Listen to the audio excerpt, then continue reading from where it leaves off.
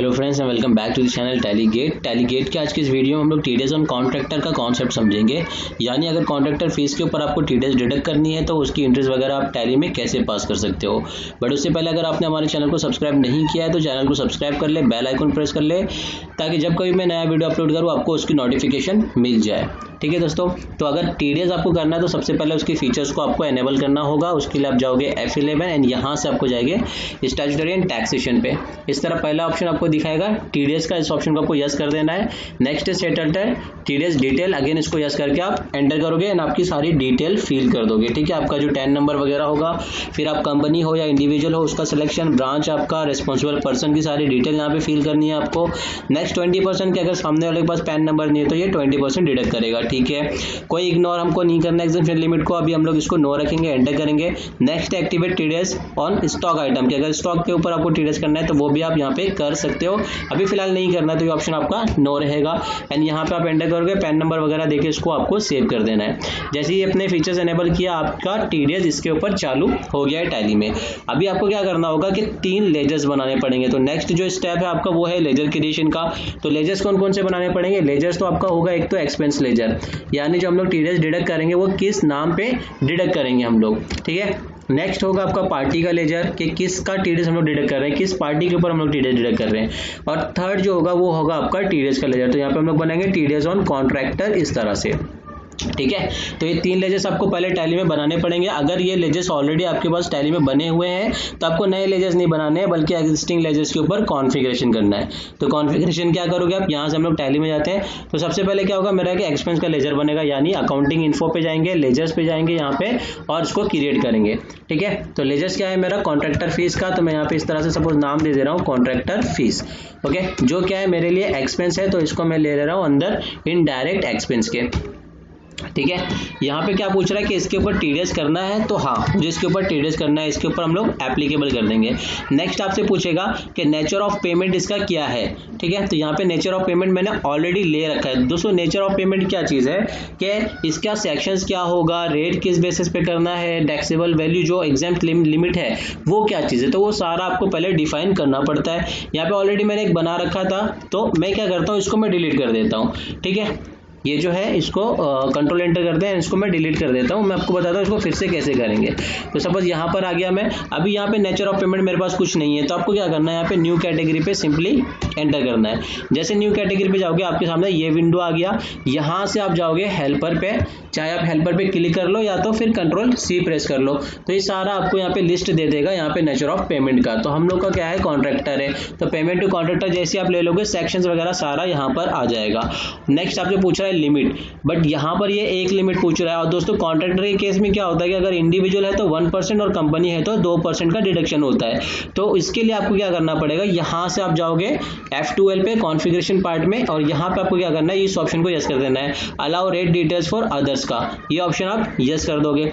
ठीक है, एक और कॉन्सेप्ट होता है दोस्तों सिंगल बिल का, कि अगर मेरा सिंगल बिल 30,000 का है तो उसके ऊपर टीडीएस डिडक्ट होगा, अदरवाइज नहीं होगा। और सेकंड कैसा, टोटल एनुअल का एक लिमिट होता है, यानी एनुअल लिमिट भी होता है और सिंगल बिल का लिमिट भी होता है। तो अब यहाँ पे अगर मैं इसको सेव कर दूं तो यहाँ पे जो मुझे लिमिट पूछ रहा है ये मुझे सिर्फ एक ही लिमिट पूछ रहा है जो कि एनुअल लिमिट है। तो आपको सिंगल बिल के लिए क्या करना है, अगेन F12 में ही जाओगे तो यहाँ पे ऑप्शन दिया हुआ है पहला वाला ही, अलाउ सिंगल बिल वैल्यू, उसको आपको यस कर देना है। ठीक है, एंड इसको आप सेव कर दो। नेक्स्ट यहाँ से पूछ रहा है आपसे सिंगल बिल के लिए कि अगर एक बिल का क्या लिमिट देना है टीडीएस का डिडक्ट करने का। सपोज 30,000, ये मेरा 30,000 मेरा लिमिट है कि एक्चुअल में अगर इनवॉइस की लिमिट, इनवॉइस की जो वैल्यू है वो 30,000 के ऊपर जाती है तो टीडीएस डिडक्ट होगा, अदरवाइज नहीं होगा। नेक्स्ट मुझसे कितना परसेंट, तो इंडिविजुअल है तो 1% और कंपनी है तो 2%। ठीक है, और यहाँ पे एनुअल कितना लिमिट है, ये है मेरा 1 लाख रुपए, तो यहाँ पे मैं मैनुअली दे दूंगा कितना 1 लाख रुपए, एंटर करके इसको सेव कर देंगे। दोस्तों अगर आपका कुछ इस तरह का कॉन्सेप्ट है कि नहीं ये वैल्यू वगैरह नहीं देना है, आपको सिंगल बिल से ही यानी फर्स्ट बिल से ही आपको टीडीएस डिडक्ट करना है चाहे वैल्यू कुछ भी हो, तो उस केस में आप क्या करोगे, ये दोनों वैल्यू को निकाल दोगे, यहाँ पे कोई भी वैल्यू नहीं देनी है, ब्लैंक रख के आपको विंडो सेव कर देना है। अभी फिलहाल मैं वैल्यू दे रहा हूँ, यहाँ पे एंटर करते हैं और इसको आपको सेव कर देना है। तो ये तो हो गया मेरा एक लेजर। सेकेंड होगा मेरा पार्टी का लेजर। तो मान लेते हैं मिस्टर ए मेरा कोई एक पार्टी है जिससे मैं ये सर्विस परचेस करता हूँ, ठीक है। तो पार्टी है तो मेरा कौन है, क्रेडिटर है, क्योंकि मैं परचेस कर रहा हूँ। एंटर करेंगे। नेक्स्ट क्या पूछ रहा है, इस टीडीएस डिडक्टेबल, यानी इसका डिडक्ट करना है टीडीएस इस पे, हाँ तो मुझे डिडक्ट करना है, एंटर करेंगे। नेक्स्ट पूछ रहा है डिडक्टिव टाइप के, ये कौन है, कंपनी है या इंडिविजुअल है। दोस्तों हम लोगों ने ये डिफाइन किया था कि इंडिविजुअल है तो 1%, कंपनी है तो 2%। तो टैली को कैसे पता चलेगा, टैली को पता चलेगा यहाँ से। तो हमारा ये जो पार्टी है ये कौन है, ये है इंडिविजुअल, तो हम लोग इसको इंडिविजुअल ले लेंगे। अगर आपका कंपनी होगा तो आप कंपनी भी ले सकते हो, अभी फिलहाल मैं ले रहा हूँ इसको इंडिविजुअल और रेसिडेंट, ठीक है।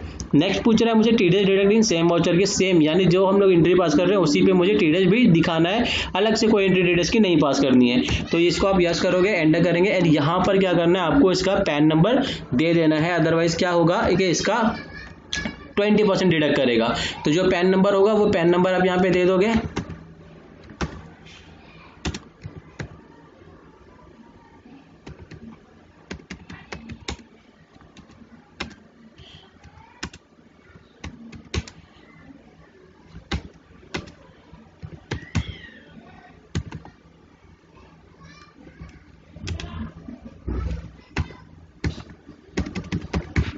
ठीक है, इस तरह से पैन नंबर, ये तो दोस्तों मैंने एक डम्मी पैन नंबर दिया है, एक्चुअल नहीं है, आपको एक्चुअल पैन नंबर देना है इसका। मैंने एक डम्मी पैन नंबर देके दिखाया है सिर्फ ऐसे।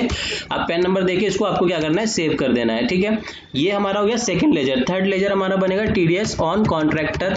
तो सेम आपको यहाँ पे बनाना है टीडीएस ऑन कॉन्ट्रैक्टर के नाम से। ओके, स्पेलिंग एंटर करेंगे। अब ये किसके अंडर जाएगा, तो ये जाएगा ड्यूटीज एंड टैक्सेस में।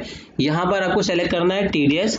यहाँ पे नेचर ऑफ पेमेंट आपको सेम वही लेना है जो आपने एक्सपेंस में ले रखा है। तो एक्सपेंस में हमने लिया था पेमेंट टू कॉन्ट्रैक्टर, तो यहाँ पे भी आपको वही लिंक करना है, अदरवाइज आपका ऑटोमेटिक टीडीएस डिडक्ट नहीं होगा। तो आप सेम सेलेक्ट करोगे एंड इसको सेव कर देना है।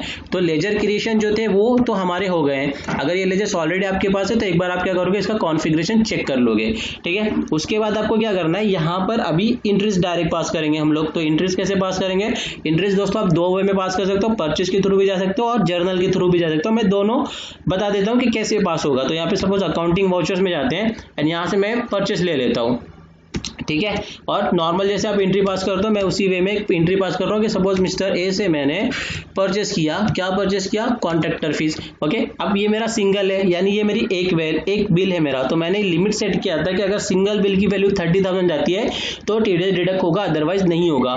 तो अगर मैं सपोज यहाँ पे 20,000 दूँ और टीडीएस डिडक्ट करने जाऊँ तो मेरा टीडीएस ऑटोमेटिक नहीं आ रहा है, क्योंकि मैंने सिंगल बिल की एक लिमिट दे रखी थी 30,000। अगर इसका ओवरऑल 1 लाख क्रॉस हो गया होता तो मेरा ये आ जाता, बट अभी तो 1 लाख क्रॉस नहीं हुआ है और ये मेरी फर्स्ट बिल है, तो यहाँ पे मेरा टीडीएस डिडक्ट नहीं होगा अगर जब तक मेरा ये 30,000 क्रॉस नहीं होता है सिंगल बिल के ऊपर। सपोज मेरा ये इनवॉइस जो है वो है 35,000, तो सिंगल बिल पे मेरा 35,000 यानी मेरा 30,000 क्रॉस हो गया। अब इसके ऊपर क्या होगा, टीडीएस डिडक्ट कर देगा। तो इसने क्या किया, 1% टीडीएस डिडक्ट कर दिया। अभी नॉर्मल आपको इसको क्या करना है, सेव कर देना है। रेफरेंस में दोस्तों आपको ये दो रेफरेंस दे देगा, एक पार्टी को पेमेंट के लिए, दूसरा आपको टीडीएस की पेमेंट के लिए, ठीक है। तो ये एक एंट्री होगी परचेस के थ्रू। अगर आपको इसको जर्नल के थ्रू करना है तो आप जर्नल के थ्रू भी इसको कर सकते हो। सपोज यहाँ से जाते हैं और एक जर्नल में ले लेता हूँ, ओके। यहाँ पे डेबिट में कर दे रहा हूँ, मेरा क्या है, टीडीएस कॉन्ट्रैक्ट फीस है, ठीक है। सेम कॉन्सेप्ट यहाँ पे भी है दोस्तों कि अगर मेरा वैल्यू 30,000 के नीचे रहेगा तो नहीं करेगा, 30,000 के ऊपर जाएगा तो ही करेगा। तो सपोज मैं यहाँ पे ले रहा हूँ 40,000, ओके, और क्रेडिट में चला जाएगा मेरा पार्टी मिस्टर ए।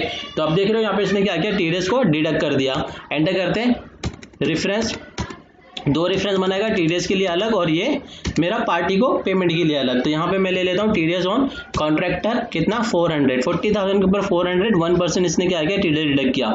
1% क्यों, क्योंकि मेरा जो पार्टी है वो मैंने इंडिविजुअल सेलेक्ट किया था उसके मास्टर में, इसलिए इसने 1% डिडक्ट किया। इसको आप सेव कर लोगे। अब बारी आती है रिपोर्ट की कि रिपोर्ट क्या मिलेंगे। तो नॉर्मल जब आप पार्टी की रिपोर्ट पे जाओगे यानी मास्टर पे, तो क्या बता रहा है, मिस्टर ए का टोटल क्रेडिट वैल्यू मेरी इतनी हो रही है 74,250 का, ठीक है, जो कि मेरा टीडीएस डिडक्ट होने के बाद का बता रहा है मुझे। नेक्स्ट है मेरा टीडीएस का रिपोर्ट। तो उसके लिए आपको जाना है यहाँ से डिस्प्ले में जाने के बाद आप जाओगे स्टैट्यूटरी रिपोर्ट, यहाँ पे जाओगे टीडीएस एंड यहाँ पे आपको जाना है 26Q, क्योंकि 26Q मेरा रेसिडेंट का रिपोर्ट दिखाता है और हमने मास्टर पे रेसिडेंट सेलेक्ट किया था, उसको इंडिविजुअल और रेसिडेंट, ठीक है। तो रेसिडेंट के लिए मेरा 26Q होता है, तो हम लोग क्या करेंगे, 26Q पे एंटर करेंगे। जैसे आप एंटर करोगे यहाँ पे आपको रिपोर्ट दिखा रहा है, ठीक है। यहाँ पे हम लोग क्या बता रहे हैं, रिपोर्ट नॉर्मल रेट पे बता रहे हैं, यानी डिडक्शन एट नॉर्मल रेट। यहाँ पे आप देख रहे हो डिडक्शन एट नॉर्मल रेट, यानी जो रेट हमने सेट किया था उसी रेट के ऊपर मेरा टीडीएस डिडक्ट हुआ है। तो मेरा टोटल कितना 75,000 का बिल बना है, जिसके ऊपर मेरा 1% यानी 750 का टीडीएस डिडक्ट हुआ है। इसको आप एंटर करोगे तो बताएगा किसका, मिस्टर ए का है। अगर आपको कैटेगरी वाइज चाहिए तो आप यहाँ पे कैटेगरी पे क्लिक करोगे तो बताएगा कि ये किस कैटेगरी में आता है, तो पेमेंट टू कॉन्ट्रैक्टर में ये आता है। इसको आप एंटर करोगे तो ये दोनों बिल आपको दिखाएगा कि जर्नल के थ्रू कितनी है और परचेस के थ्रू कितनी इंटरेस्ट पास की हुई है। तो ये दोस्तों एक हो गया आपका कि अगर कॉन्ट्रैक्टर है तो उसके ऊपर आप टीडीएस कैसे डिडक्ट कर सकते हो। ठीक है दोस्तों, तो अगर ये वीडियो आपको पसंद आया तो वीडियो को आप लाइक कर दीजिएगा, चैनल को भी सब्सक्राइब करना मत भूलिए।